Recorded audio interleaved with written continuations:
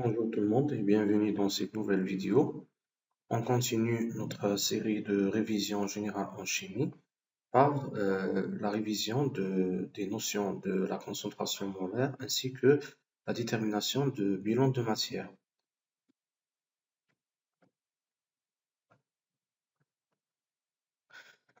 Tout d'abord, on commence par la concentration molaire. Donc, une solution par définition est un mélange homogène obtenu en dissolvant une espèce chimique appelée soluté dans un liquide qu'on appelle le solvant. Donc, la solution بالعربية هو محلول. دونك لا سوليسيون ولا المحلول هو عبارة عن خليط متجانس كنحصلوا عليه انطلاقا من إذابة ديال نوع كيميائي اللي كنسميوه آه، المذاب في واحد المحلول اللي كنسميوه مذيب. هذا هو التعريف ديال une solution. Mais lorsque le solvant utilisé est l'eau, on appelle cette solution une solution aqueuse. Donc, المحلول المائي هو كل محلول يكون الجسم المذيب هو عبارة عن ماء. Lorsque la solution obtenue contient des ions, cette solution est dite ionique ou une solution électrolytique. C'est quoi une solution électrolytique? C'est une solution qui permet le passage de courant électrique. Grâce à quoi? Grâce à la présence des ions dans cette solution. Par exemple, lorsqu'on prend le sel de formule NaCl, lorsqu'on prend le sel, on fait dissoudre le sel dans l'eau, on obtient une solution dite salée. Cette solution est une solution aqueuse. Pourquoi? Parce que le solvant utilisé est l'eau. Cette solution contient des ions Na+ et Cl-, grâce à la dissolution de NaCl.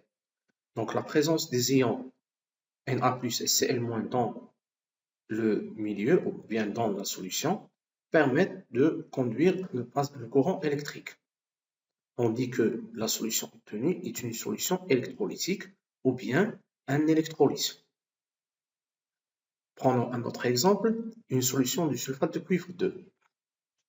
On prend l'eau qui est comme un solvant, sulfate de cuivre 2 comme un soluté, on fait dissoudre une quantité de sulfate de cuivre dans l'eau et on obtient une solution de couleur bleue qui s'appelle une solution du sulfate de cuivre 2. Cette solution est une solution aqueuse. Pourquoi? Parce que on utilise l'eau comme un solvant. Cette solution, grâce à la présence des ions SO4- et Ce2+, il permet le passage de courant électrique. C'est-à-dire lorsqu'on prend un générateur branché en série avec un ampèremètre et on branche aux bornes des deux dipôles deux plaques dans la solution, on remarque qu'il y a une déviation de l'aiguille de l'ampèremètre. Ceci indique le passage de courant électrique. Donc, on passe maintenant à la concentration molaire. Ça veut dire quoi la concentration molaire? La concentration molaire d'une espèce chimique est définie comme étant la quantité de matière de cette espèce dans un litre de solution. يعني التركيز المولي هو واحد النوع كيميائي التعريف ديالو هو كيمثل كمية المادة ديال هاد النوع الكيميائي 1 litre de solution. Il est défini par la relation C égale à N sur V.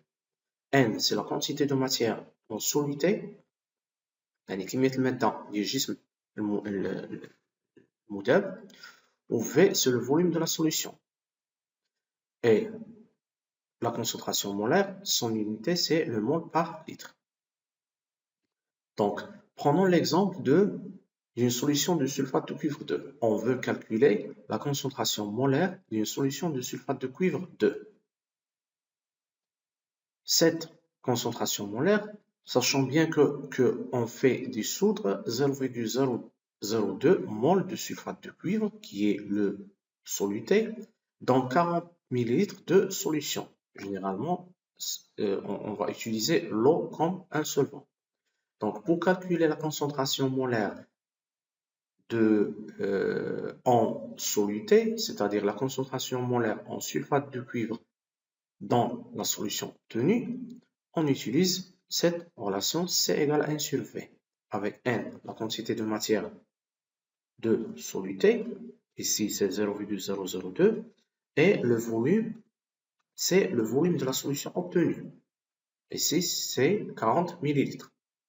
Donc, généralement, on fait la conversion de 40 millilitres, on la convertit en litres, c'est-à-dire on multiplie par 10 à la puissance moins 3, et on obtient la valeur de C égale 0,05 mol par litre. Et ça, c'est la concentration molaire en soluté utilisée, qui est le sulfate de cuivre 2. Une remarque, on distingue deux types de concentration.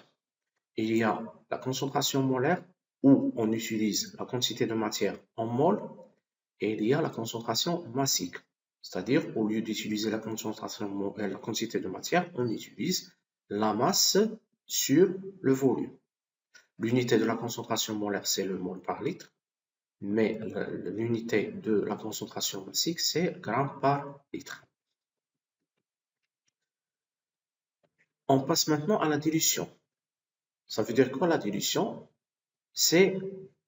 On parle de la dilution quand il y a une diminution de la concentration d'une solution.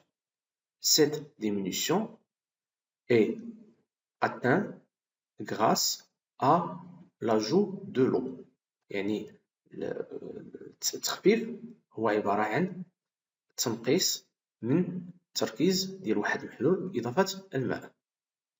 Généralement, quand on dilue une solution, la quantité de soluté reste la même, mais le volume de la solution augmente et la concentration molaire diminue. Ça veut dire quoi cette phrase? Prenons ce schéma. On voit ici que le nombre, la quantité de matière de l'espèce dissous dans la solution est la même, soit dans le cas de la solution mère que de la solution fille. La différence ici, c'est qu'on a ajouté de l'eau distillée. Quand on ajoute l'eau distillée, on voit que le volume change, c'est-à-dire le volume initial et le volume final ne sont pas les mêmes. Le volume final est supérieur au volume initial. Pourquoi? Parce qu'on a ajouté de l'eau. Donc, le volume final sera égal au volume initial de la solution plus le volume de l'eau distillée ajoutée. Mais on voit que la concentration, bien sûr, ici, ces entités s'éloignent les unes aux autres grâce à la présence encore plus de solvants. Donc, ici, puisque le volume change, puisque le volume augmente, la concentration diminue. Mais le nombre des entités chimiques ou bien la quantité de matière reste la même. Si on calcule le nombre des boules ici, on voit que le nombre à l'état initial égale au nombre à l'état final. C'est ça, ce qui signifie que la quantité de matière à l'état initial égale à la quantité de matière à l'état final. Donc, la quantité de matière reste la même. Et si le nombre des boules à l'état initial est égal au nombre des boules à l'état final. Chaque boule indique une espèce chimique. Mais le volume initial est inférieur au volume final. Pourquoi? Parce qu'on a ajouté de l'eau. Automatiquement, la concentration va changer. Donc, la concentration finale sera inférieure à la concentration initiale. On sait très bien que la quantité de matière égale à la concentration fois le volume. Donc, à l'état final, on remplace Ni à l'état initial, pardon, on remplace Ni par Ci fois Vi. À l'état final, on remplace Nf égale Cf fois Vf. Puisque N initial et N final sont les mêmes, donc la concentration initiale fois le volume initial égale la concentration finale fois le volume final. Donc, Cette relation s'appelle la relation de dilution ou علاقة التخفيف. Donc, la concentration initiale est supérieure à la concentration finale, le volume initial est inférieur au volume final. Mais la quantité de matière utilisée reste la même, c'est-à-dire ne change pas. Le volume final de la solution obtenue après avoir la diluée est égal au volume initial plus le volume de l'eau ajoutée. وهاد العلاقة هذه هي اللي كتسمى بعلاقة التخفيف وهي علاقة جد مهمة. Et donc, lorsqu'on prend la concentration initiale sur la concentration finale, on divise la concentration initiale sur la concentration finale, on définit ce qu'on appelle le facteur de dilution. يعني معامل التخفيف أو عدد المرات التي يتم تخفيف المحلول بها. دائما la valeur de la concentration initiale sur la valeur de la concentration finale sera supérieure ou égale à 1. Donc on prend cette application. On prélève un volume V égale 200 ml d'une solution de sulfate de cuivre 2 de concentration 0,1 mol. Donc dans la solution mère, on fait un prélèvement de 20 ml de cette solution concentrée. La concentration initiale, c'est 0,1 mol par litre. On veut préparer une solution phi de volume 100 ml. Donc, on cherche à calculer la concentration finale. Donc, pour calculer la concentration finale, on utilise la relation de dilution. CIVI égale à CFVF. Puisque on cherche à calculer la concentration finale, donc la concentration finale égale à la concentration initiale fois VI sur VF. CI, c'est 0,1. VI, c'est 20 ml. On n'aura pas besoin de faire la conversion. Pourquoi? Parce que le volume final égale à 100 ml. Donc, millilitres avec millilitres, on peut la réduire. Donc, il y a une homogénéité des unités. Donc, la valeur C finale obtenue égale 0,02 mol par litre. On voit que la concentration finale est largement inférieure à la concentration initiale. Donc, si on veut calculer le facteur de dilution, il suffit de diviser 0,1 sur 0,02, on obtient la valeur de 5. On peut aussi utiliser une autre relation pour calculer le facteur de dilution, c'est-à-dire on peut faire F égale le volume, au lieu de mettre CI, on peut utiliser VF, qui est là, c'est 100 ml, sur le VI, qui est 20 ml. Donc 100 sur 20 nous donne 5. Donc, pour calculer le facteur de dilution, on peut utiliser deux relations. Soit F égale à CI sur CF, ou bien on peut aussi utiliser VF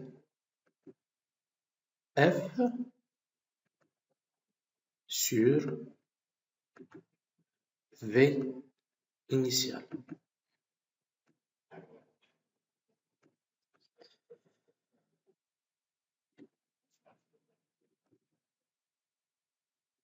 On passe maintenant au bilan de matière. Tout d'abord, on commence par la définition d'une réaction chimique. شنو كنقصدو بune réaction chimique? Une réaction chimique est une transformation au cours de laquelle des corps disparaissent et des nouveaux corps apparaissent. Donc, التفاعل الكيميائي هو عبارة عن تحول كيميائي يتم خلاله اختفاء أجسام.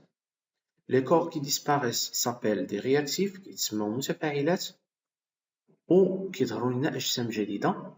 هاد الأجسام qui apparaissent كيتسموا des produits. Donc, chaque réaction chimique est modélisée par une équation. كل تفاعل كيميائي كننتجوها باستعمال معادلة كيميائية. Cette équation est composée de 3 éléments. La partie gauche réservée au réactif, la partie droite réservée au produit, et on sépare les deux parties par une flèche qui indique le sens de transformation chimique. A, grand A, grand B, grand C et grand D indiquent les corps qui apparaissent, qui disparaissent, qui apparaissent respectivement, ainsi que petit a, petit b, petit c et petit d représentent les coefficients stéchiométriques. En arabe, mu'amilat tanasubiyya.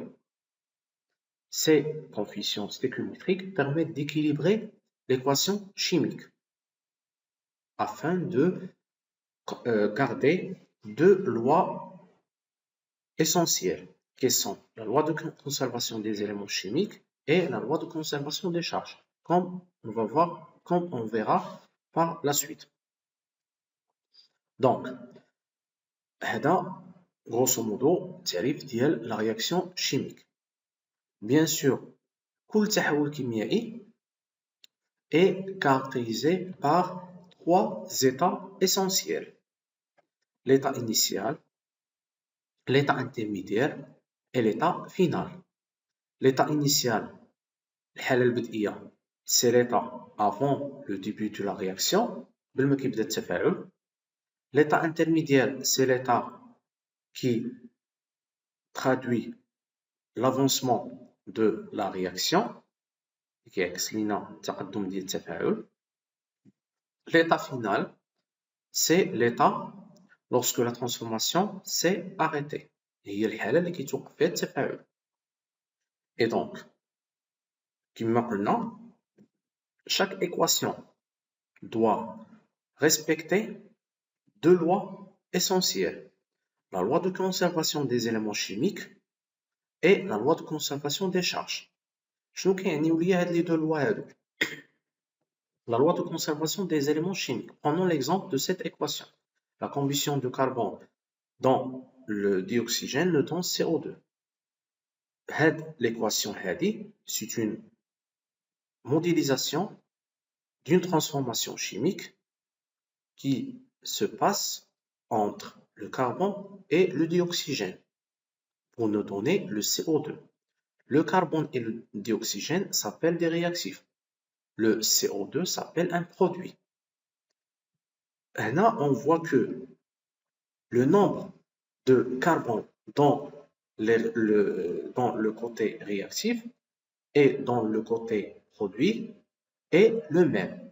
Ici, on voit qu'on a un seul carbone et un seul carbone. Donc, il y a la conservation de l'élément de carbone. Là, on voit qu'il y a 2 oxygènes et 2 oxygènes dans la partie réactive et dans la partie produit. Donc, on dit qu'il y a une conservation de l'élément de l'oxygène. On prend un autre exemple. Maintenant, ici, C3H8 plus 5O2 nous donne 3CO2 plus 4H2O. Et là, on doit voir est-ce que la conservation des éléments chimiques est respectée. Ici, dans le côté réactif, on a 3 carbones. Ici, on a 3 carbones dans la partie produit. Donc, le carbone est conservé, ou bien est conservé, voilà. Dans la partie réactive, on voit qu'il y a 8 hydrogènes. Dans la partie produit, on a 4 fois 2, c'est 8 hydrogènes. Donc, l'élément de l'hydrogène est conservé. Dans la partie, pour l'élément de l'oxygène, dans la partie réactive, on voit qu'il y a 5 fois 2, c'est 10 oxygènes. Et si dans la partie produit, on a 3 fois 2, c'est 6, plus 4 fois 1, c'est 4, égale 10 oxygènes. Donc, cette équation, on voit qu'il y a la conservation de tous les éléments chimiques qui font partie de cette transformation. Pour la conservation de la charge électrique, on prend cet exemple. La réaction entre l'ion Cu2+, avec 2HO- nous donne la précipitation de CuHO, l'hydroxyde de cuivre. Et si on veille à respecter la conservation des éléments chimiques, on voit ici qu'on a un seul Cu et un seul Cu, donc Cu est respecté, ou bien la conservation de Cu est respectée. Et si on voit qu'on a deux HO dans la partie réactive et on a deux HO dans la partie produit, donc la conservation de HO est respectée. Il nous reste à vieillir de la conservation de la charge électrique. Donc, pour la conservation de la charge électrique, on voit ici dans la partie réactive qu'on a deux charges positives plus deux charges négatives. Deux charges positives plus deux charges négatives égale zéro charge. Ici, dans la partie produit, on a zéro charge. Donc, il y a une conservation des charges électriques entre les réactifs et les produits. Cette équation chimique est équilibrée. On définit l'avancement de la réaction, ou bien l'avancement chimique. C'est quoi l'avancement chimique? L'avancement chimique d'une réaction, c'est une quantité de matière variable qu'on note X. هي عبارة عن كمية مادة تتغير avec le temps, avec le développement de la réaction chimique. On la note X parce qu'elle est inconnue, mais son unité est mol. Il permet de déterminer les quantités de matière de tous les réactifs et produits à n'importe quel moment de la réaction. هاد ملي كنكونوا إلا استطعنا نعرفوا هاد l'avancement chimique اللي كتكون inconnue اللي حنا يمكننا أننا نعرفوها بمجموعة ديال المراحل اللي غادي نشوفو من بعد. ملي إلا وصلنا أننا نحددوا هاد l'avancement chimique كيمكننا أننا نعرفوا les quantités de matière de tous les réactifs et les produits à n'importe quel moment.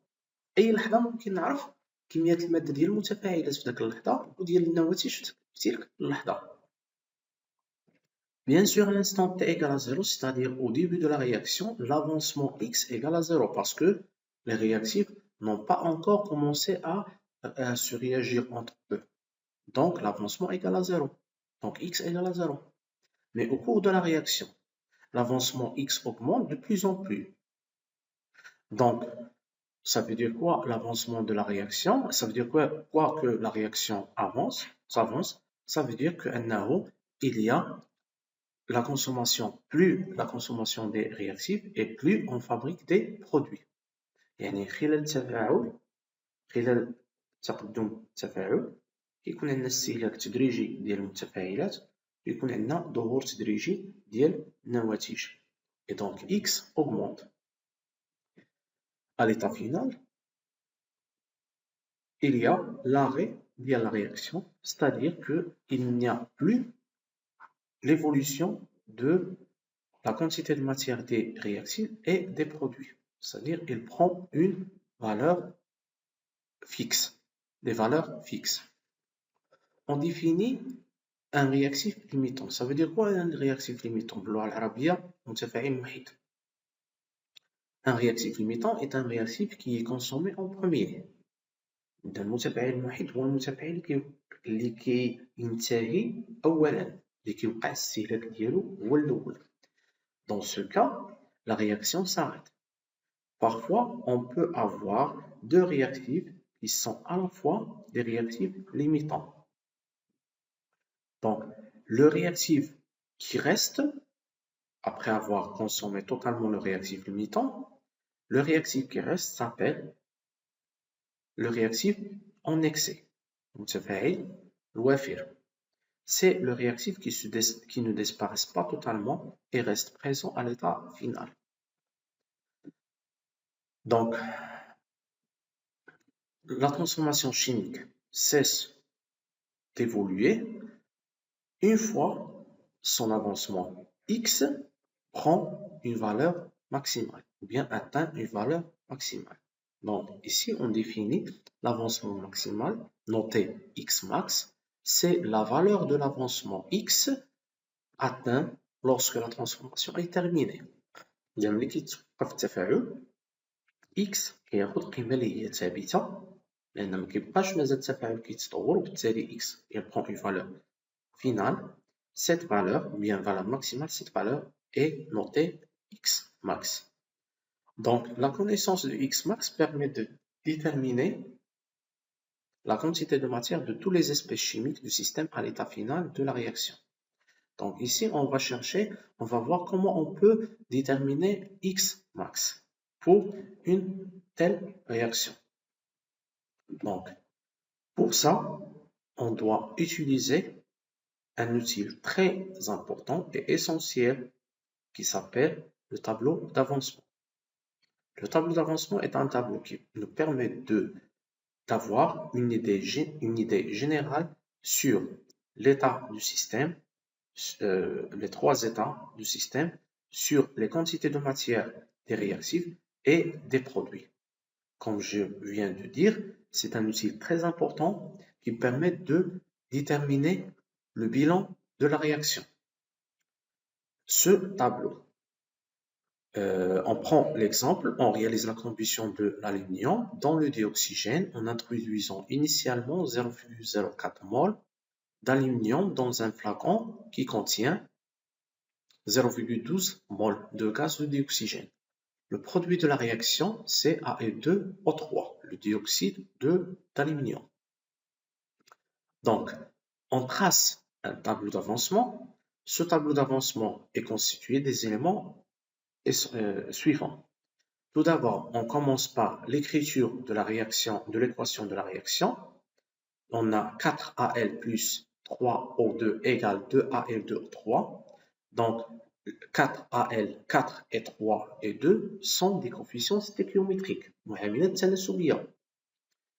Ces coefficients permettent d'équilibrer l'équation et donc de respecter la conservation des éléments chimiques comme on a vu auparavant. C'est-à-dire qu'ils permettent de respecter la loi de la conservation des éléments chimiques. Donc, une fois on écrit l'équation de la réaction, on passe aux colonnes de l'état du système. On définit trois états, l'état initial, l'état intermédiaire et l'état final. Bien sûr, on trace une autre colonne réservée à l'avancement. Donc, l'avancement à l'état initial égale à 0. Au cours de la réaction, on note l'avancement par la lettre X. Une fois on atteint l'état final, c'est-à-dire la fin de la réaction, on note l'avancement par la lettre X max. Bien sûr, ces quantités de matière indiquées dans l'énoncé doivent être figurées dans le tableau. Pour AL, on utilise à l'état initial 0,04 mol. Pour O2, on utilise 0,12 mol. Bien sûr, à l'état final, on n'a pas encore la réaction entre les réactifs. Donc, le produit, on a 0 mol de produit.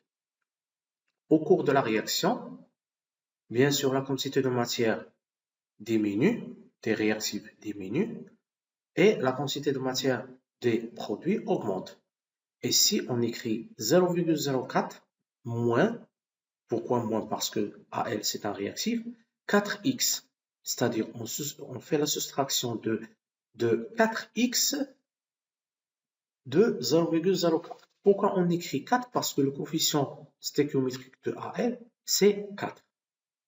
La même chose pour O2. On écrit 0,12 moins 3x. Pourquoi on écrit 3? Parce que le coefficient de O2, c'est 3. Autrement, pour avoir 2 oxydes d'aluminium, il faut 4. Pour avoir 2 molécules de Al2O3, il faut la participation de 4 atomes de Al et 3 molécules de O2. C'est pour ça qu'il faut faire attention à ce que avoir les coefficients stéchiométriques multipliés par l'avancement X lors de l'écriture dans le tableau d'avancement. Et si on a de 6. Pourquoi? Parce que le coefficient stéchiométrique, c'est 2, donc 2x. À l'état final, on reproduit la même ligne que la ligne précédente, mais au lieu d'écrire x, on écrit x max. Là, on va chercher comment on peut déterminer x max. On va chercher x max.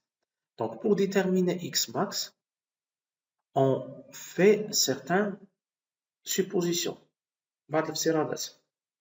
الافتراض الأول أو la première supposition. On suppose que l'aluminium est le réactif limitant. شنو كيعني le réactif limitant? Ça veut dire que sa quantité de matière à l'état final égale à 0. احنا كنفترضوا, on suppose que la quantité de Al à l'état final égale à 0. On suppose que Al se disparaît totalement. Donc 0,04 moins 4x max égale à 0 nous donne x max égale 0,01 mol. On suppose ainsi que O2 est le réactif limitant. Ça veut dire quoi, O2 réactif limitant? Ça veut dire que 0,12 moins 3x max égale à 0. Ça, on fait juste des suppositions. Donc 0,12 moins 3x max égale à 0, on obtient x max égale 0,04 mol. Là, on a deux valeurs. On doit choisir l'une parmi ces deux. Donc, la valeur d'avancement maximal la plus petite possible. On choisit la valeur la plus petite possible. C'est-à-dire, 0,01 est inférieur à 0,04. Donc, la valeur qu'on doit garder pour le reste de l'exercice, c'est x max égale 0,01 mol. Donc, la supposition qui m'a permis d'obtenir cette valeur, cette supposition est la supposition, la vraie supposition, c'est-à-dire que l'aluminium est le réactif limitant.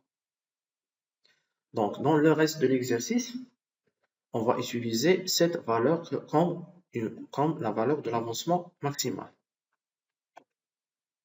Donc, pour déterminer le bilan de matière, ça veut dire quoi le bilan de matière? Ça veut dire on cherche à déterminer la quantité finale de Al, pardon, s'il y a une faute de frappe. Donc,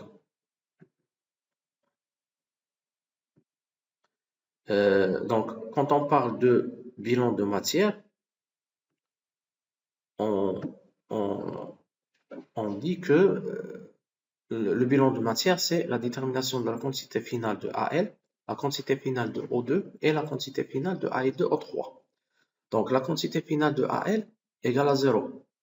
Pourquoi? Parce que Al est le réactif limitant, d'après la supposition précédente. Pour encore vérifier, on écrit 0,04 moins 4x max égale 0. Égale 0,04 moins 4 fois 0,01, c'est 0. D'accord? Donc, la quantité finale de Al égale à 0. La quantité finale de O2, cette quantité, 0,12 moins 3x max, égale 0,12 moins 3 fois 0,01, nous donne 0,08 mol. Pour la valeur, ou bien pour la quantité finale de Al2O3 obtenue, on met la quantité finale égale 2x max, c'est-à-dire 2 fois, je m'excuse pour l'erreur de frappe, donc ici on a 2 fois x max, c'est-à-dire 2 fois 0,01, nous donne 0, ici on a donc 2 fois 0,01 égale 0,02 mol. Et donc, la quantité finale de Al2O3, c'est 0,02 mol. La quantité finale de O2, c'est 0,08. Et la quantité finale de Al égale 0. Pourquoi? Parce que c'est le réactif limitant. دونك وصلنا للنهاية ديال هذا الفيديو القادم إن شاء الله تعالى غادي نشوفو فيه مراجعة ديال الدروس ديال الأولى بكالوريا، وغيكون فيديو خاص بالتلاميذ ديال السنة الثانية بكالوريا. بالنسبة للمراجعة ديال الكيمياء بالنسبة للأولى بكالوريا، الفيديو السابق وهاد الفيديو هادو كافيين باش أنكم تقدرو تبداو الدروس ديال هاد الموسم الدراسي. دونك نتلاقاو في فيديو قادم إن شاء الله تعالى.